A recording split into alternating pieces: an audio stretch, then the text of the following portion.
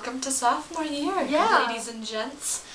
So by freshman year, now you're here. Yeah. So congratulations. Freshman year was rough, wasn't it? Mm-hmm. Acne.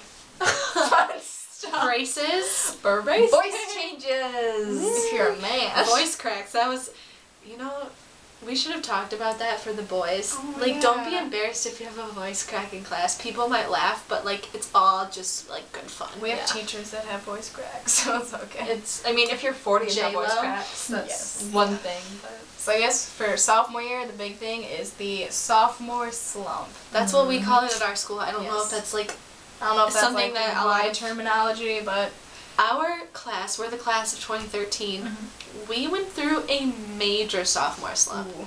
Like, we have, like, challenge days, spirit days, and it was, like, the freshmen were in second place, and we were in last place. It was sad. Basically, the school likes to set it up, like, the rivalry between the seniors and freshmen, and, like, can the freshmen make it? And we're just, like, in the dust. Like, don't be sad if people kind of forget about you because you're sophomores now. That's just how it is. Next year, once you're juniors, you're a little more top dog, but sophomore, again, like freshman year, don't get cocky. You're still just a sophomore. Don't think you're hot shit because you're not a freshman anymore. That is, like, the biggest mistake I see sophomores make.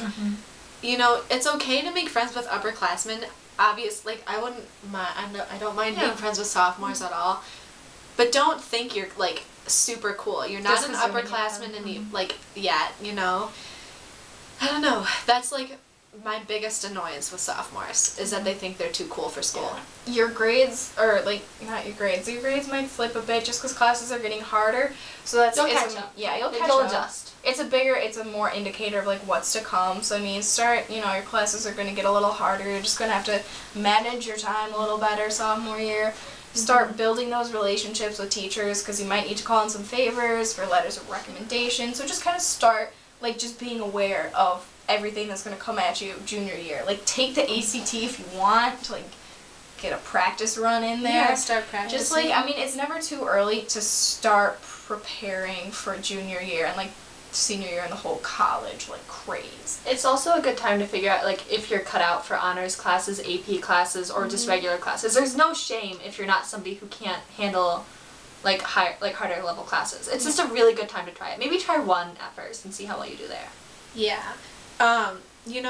Going into sophomore year is always a little bit awkward because freshman year is really when everything changes. So it might be kind of a struggle the first part of sophomore year, like socially and just emotionally for a lot of people. But like by the middle of sophomore year, your friend groups really solidify, and those are the people that you will be friends with for the rest of high school. Yeah, for sure. And those are the people that are going to have your back no matter what. So, like, we said in the freshman video, just, like, be prepared. Like, know that those are the people that you're going to have to rely on, and just, like, pick your friends wisely. Like, it's not like the dodgeball team, but kind of it is. It is, but it's not that intense. It's not that intense, but you need people that are going to be there for you and not judge you no matter, like, whatever you do, so...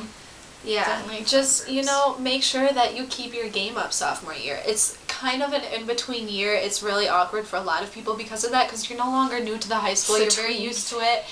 But at the same time, or you're in between freshman and junior year, which are both pretty important years, pretty significant years in high school. And just don't get caught in the slump in the middle. That's just, you don't want to be that person. So keep up your grades, stay in school. Keep your chin up. Hugs, not drugs. Gonna get better. Yeah. Anything else to add? Nope. This was a shorter video because, sophomore year, there's not a lot to say. It's like freshman year, except, like, a little bit harder, and things are a little more stable. Yeah. It's not too different. Not too... You'll be fine, Make sure you get your gym education, your physical education credit in. Get your requisites. Riley. Done. That's the thing. That's good for freshman and sophomore year. Get those required classes out of the way. So junior and senior year, you can have like the fun classes. Because at least in our school, the fun classes are open. Like most of them are only open to juniors and seniors, and you don't want to be stuck with those boring credits. Yeah. And you do not want to be juniors and seniors having to deal with the younger kids in your class. So just do it now. Be smart. Use that noggin. Yeah. And common sense. That'll take you far. Yeah. Good advice. All right. Peace out. See you junior year. Yeah. Leos. Study hard in the summer between sophomore and junior year.